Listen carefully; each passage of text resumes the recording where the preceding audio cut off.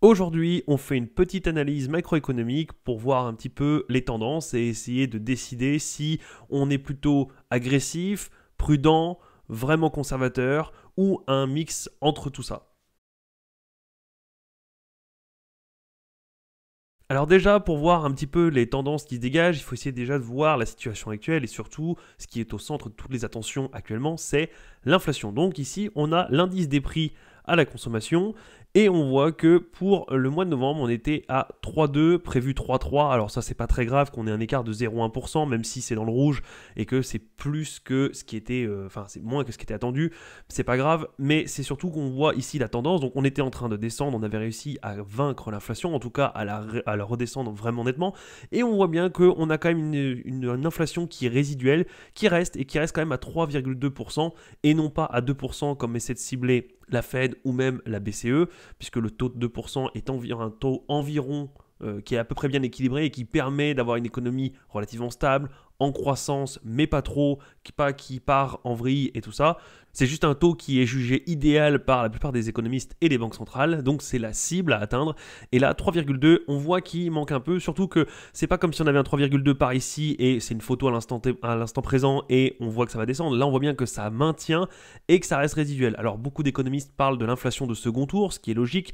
Une fois que vous avez eu l'inflation de toutes les matières premières, de tout ce qui est carburant, tout ça, forcément, ça se retrouve en second tour puisque vous avez ou une augmentation des salaires, ce qui fait que les gens ont plus de pouvoir d'achat et ils se remettent à consommer plus, ce qui refait grimper les prix, ou vous avez notamment sur la matière première par exemple pétrole, où même si elle reste élevée, eh bien, elle impacte directement tous les autres, tout ce qui se déplace et tout ce qui est marchandise, puisque forcément pour la faire livrer chez vous, la marchandise, que ce soit des légumes ou même le dernier iPhone, dans tous les cas, il faut le transporter. Et les trois quarts du temps, c'est par pétrole, c'est un dérivé du pétrole, que ce soit du diesel, du gaz, peu importe.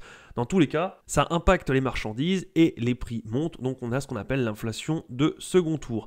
À voir si du coup la Fed et la BCE continueront de garder les taux élevés pour continuer de combattre l'inflation, ou si ce n'est qu'une question de temps et que ça va finir par redescendre et rentrer dans l'ordre. Si on regarde maintenant l'indice des prix à la production, alors qui n'est pas l'inflation mais qui peut être relativement corrélé, forcément si les prix à la production sont plus élevés, derrière vous avez un risque d'avoir un prix à la vente qui sont plus élevés, donc l'inflation. On voit ici que ça ressort relativement négatif, ce qui est une bonne nouvelle, ça veut dire qu'on n'est pas encore en train de monter d'un cran comparé à la période précédente, donc il semblerait qu'on soit sur une stagnation. Alors moins 0,5, on est quand même relativement sur l'épaisseur du trait, parce que quand ici on prenait 1%, 0,7, etc., forcément ça commençait à faire beaucoup. Là on était à plus 0,4 et on passe ici à moins 0,5. Si le mois prochain ou le mois d'après on repasse à 0,5 voire à 0, c'est pas quelque chose qui est vraiment significatif. L'idéal étant de ne pas avoir les prix de la production qui se remettent à flamber. Donc pour l'instant, celui-ci, cet indicateur est plutôt neutre, voire si on commence à avoir des barres de plus en plus négatives, ça pourrait être une bonne nouvelle pour avoir moins d'inflation. Mais pour l'instant, c'est l'épaisseur du trait, comme on le voyait ici, c'est pas déterminant. Si on passe maintenant au taux de chômage US. Alors pourquoi US? Parce que c'est l'économie du monde, c'est ce qui drive un petit peu tous les marchés. Ça ne veut pas dire que ça ne dépend que d'eux, mais en général, quand les États-Unis, ça va bien, le reste du monde va à peu près bien, en tout cas le monde économique, et quand les États-Unis ça va mal, forcément ça impacte les autres marchés financiers, et donc souvent c'est là qu'on a les plus grosses gamelles. Le taux de chômage ici, alors c'est pas l'indicateur clé, c'est souvent le dernier indicateur qu'il y a, puisque quand vous avez une dégradation économique, à ce moment-là vous avez un pic de chômage, mais avant d'avoir un pic de chômage ou une tendance, il faut bien voir qu'il y a plusieurs barres qui arrivent, et bien souvent quand on commence à déceler une tendance, c'est qu'il y a déjà eu quelques mois ou quelques trimestres qui sont dans le rouge et l'économie va déjà mal. Donc souvent, l'indicateur du chômage est le dernier à refléter l'économie ou en tout cas la tendance qui arrive. C'est souvent déjà bien trop tard pour les investisseurs. Il n'empêche que commencer à avoir des tendances, ça peut être une bonne chose. Alors évidemment, ce sera très précoce et incertain, mais ça mérite quand même le coup d'œil. On voit bien qu'on a vu un énorme taux de chômage en 2020, logique, et puis on était redescendu et on se disait qu'avec les resserrements monétaires, les taux d'intérêt qui montent, on allait repartir vers du chômage, puisque si on commence à resserrer économiquement, il va y avoir plus de difficultés, donc plus de licenciements, donc plus de chômage.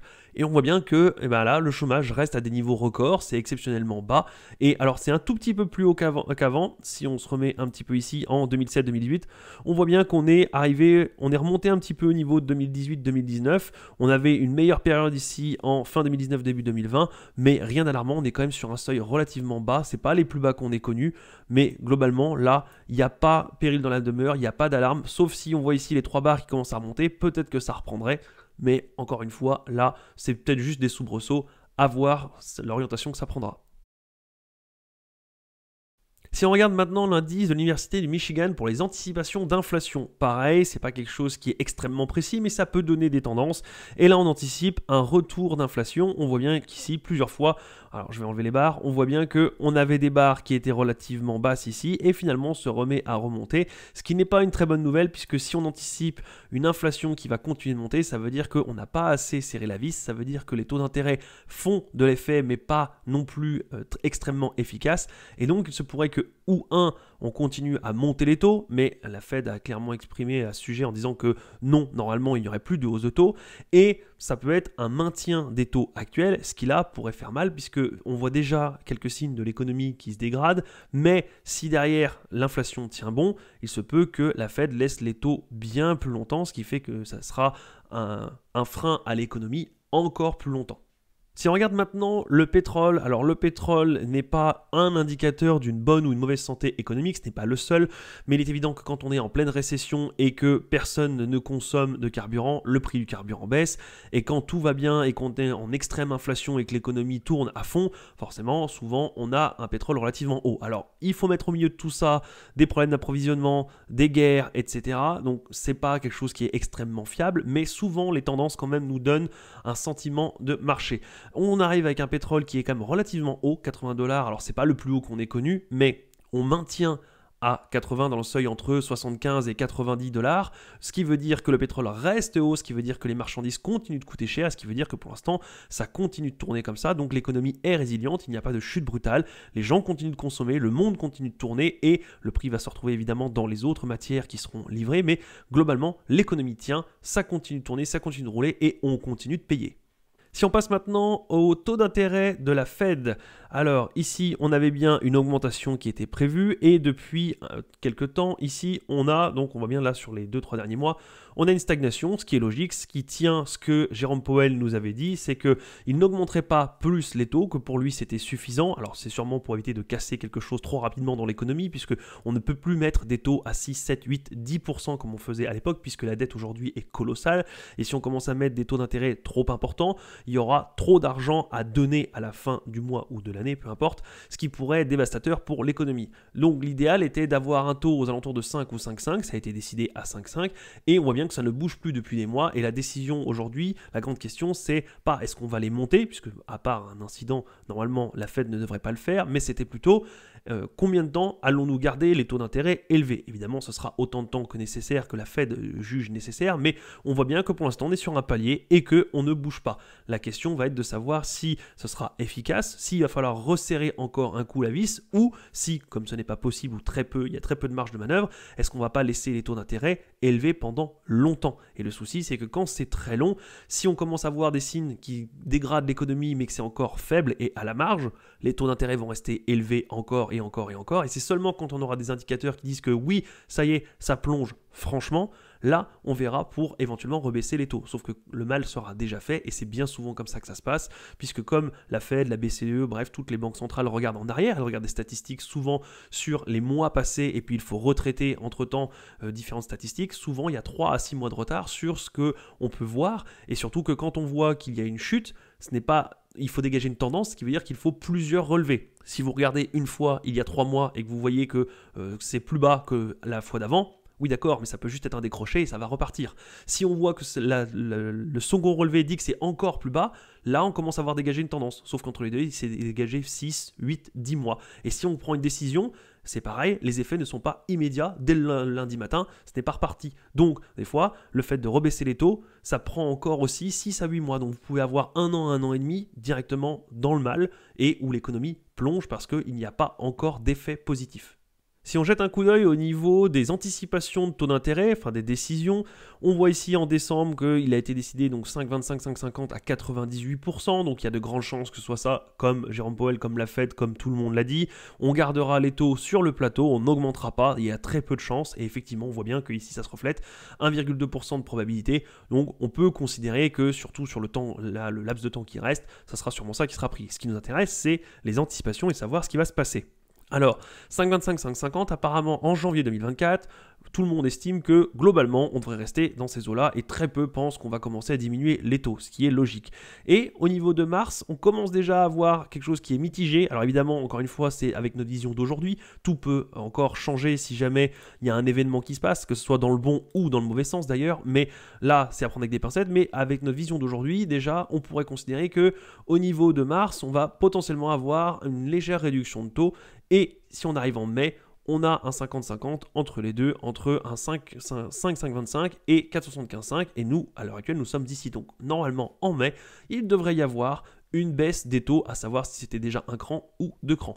Évidemment, ça ne prend pas en compte le fait que si l'économie est résiliente ou même si elle repart de plus belle, ce schéma-là sera à rayer, mais c'est bon de savoir que déjà on a un regard, une anticipation, ou en tout cas une vision de la Fed pour voir nous anticiper derrière et se dire, tiens, voilà, si tel scénario se passe, voilà ce qu'on fait, si tel scénario se passe, voilà ce qu'on fait, et voici les probabilités qu'estime la Fed pour ces scénarios-là. Si on jette un coup d'œil sur ce que Jérôme Powell a dit le 1er décembre 2023, Jérôme Powell juge prématuré de spéculer sur un assouplissement monétaire. Jérôme Powell, président de la Fed, s'exprimant ce vendredi à l'occasion d'un colloque à Atlanta, a indiqué qu'il était encore prématuré d'affirmer que la politique monétaire était suffisamment restrictive. Il précise que la Banque centrale américaine pourrait encore relever ses taux si cela était approprié. Logique. Là, forcément, il mesure, il dit que si jamais il faut, il le fera, donc il n'écarte pas cette possibilité, mais que pour l'instant, ça n'a pas l'air d'être un besoin. Il sera en outre prématuré de tenter de spéculer sur le timing d'un éventuel assouplissement de la politique de la banque, à en croire Powell, qui constate néanmoins les progrès importants considérables, même en matière de réduction de l'inflation. Le timonier de la Fed juge qu'il faut encore se rapprocher de l'objectif d'inflation des 2%. Donc c'est un peu ce qu'on disait, c'est-à-dire qu'il ne se ferme pas la porte sur le fait d'augmenter les taux et qu'il est encore un peu prématuré de dire on va redescendre les taux, puisque pour l'instant, oui, l'économie ralentit, oui, on a quelques signes, mais rien de très important, rien d'alarmant, et l'inflation n'est toujours pas sous les 2% ou aux alentours des 2%, qui est l'objectif qui s'était fixé. Je pense qu'effectivement, si elle est à 2,4, 2,5, ils ne vont pas chipoter, et là, ils verront pour éventuellement rabaisser, mais en attendant, 3,5, c'est bien au-dessus, voire 4, c'est bien au-dessus de la cible, et il ne faudrait surtout pas que l'inflation reparte. Si jamais on baissait les taux maintenant, ça serait un énorme soulagement, et l'inflation pourrait repartir de plus belle, ce qui n'est surtout pas à souhaiter. Donc, effectivement, c'est très prudent ce qu'il dit, c'est nous conservons ces taux qui sont relativement restrictifs, mais pas trop. On regarde si l'économie flanche, mais pas trop, et on avisera en conséquence. Mais pour l'instant, ça a l'air d'avoir des résultats. Ils ne sont pas sanglants, donc on continue à faire notre atterrissage comme c'était prévu. Si on regarde maintenant le S&P dans sa globalité, alors j'ai pris le S&P parce que c'est ce qui reflète un peu le marché américain et indirectement le marché du monde, et les courbes qui sont là, et il y a différentes choses. On a les taux d'intérêt, donc on voit ici les taux d'intérêt de la Fed qui sont montés. Alors ça, je l'ai utilisé dans plusieurs vidéos, c'est pour voir les autres fois où on a eu des taux d'intérêt élevés. On voit bien que souvent quand on a remonté les taux, on a eu derrière des cracks. Quand ici on a remonté les taux, on voit bien qu'on est resté sur un plateau un petit moment, et derrière on a eu un crack et on a rebaissé les taux ici pour justement avoir une politique assouplissante qui permet après une envolée. Forcément, quand vous avez des taux d'intérêt bas, l'économie peut repartir de plus belle, ça ne coûte pas cher d'emprunter, et le moindre investissement qui rapporte 2-3% de rendement est le bienvenu, puisque quand vous avez des taux d'emprunt à 1% et que vous gagnez 3%, forcément, vous êtes rentable. Aujourd'hui, si vous gagnez 3%, mais que les taux d'intérêt sont à 5 ou 5,50, forcément, vous coulez, vous perdez de l'argent mois après mois.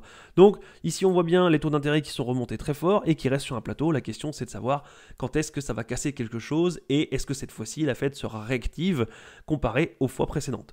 Si ici on regarde la courbe en noir, la courbe noire c'est les liquidités qui sont injectées. Vous le savez, c'est directement corrélé. Quand on injecte des fortes liquidités, ça fait grimper le marché. Forcément, quand vous injectez plein d'argent partout, eh bien ça fait grimper les cours. Et on voit bien quand il y a eu des fortes injections ici, on voit bien que ça a repris et on voit même que c'est troublant puisque ça se suit complètement. Quand on arrête d'injecter liquidités, on voit bien que ça a stagné quelques temps. Et puis quand on a repris, c'est reparti également. On voit bien ici avec le pic, alors je vais zoomer un petit peu, le pic de liquidité qu'on a mis, on voit bien qu'on est reparti de plus belle et que quand on a commencé à arrêter les liquidités, ça se suit parfaitement. Là, on voit bien qu'on est remonté. La question, c'est si jamais la Fed commence à arrêter un petit peu, voire même complètement assécher le marché, que va faire le marché? Probabilitairement parlant, on pourrait penser qu'il va descendre dans la même direction. Si maintenant on regarde la courbe en bleu, on voit bien ici que c'est l'inflation. On voit bien que l'inflation ne faisait pas grand-chose en 2018-2019, qu'on a eu une énorme envolée, ce qui a justifié la hausse des taux d'intérêt. On voit bien d'ailleurs que c'est monté quasiment au même niveau. Enfin, c'est pas la même échelle, mais on voit bien qu'on s'est arrêté sur les mêmes paliers. Et que là, on arrive à un moment donné où on redescend.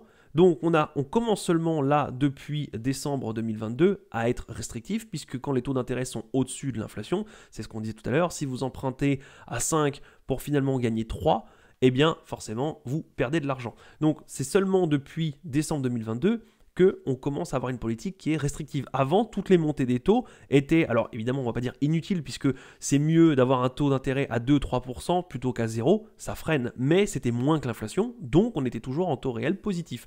Aujourd'hui seulement, enfin depuis un an, moins d'un an, on commence, donc depuis 11 mois, on commence à avoir une politique qui est vraiment restrictive et qui commence à vraiment se faire ressentir sur l'économie.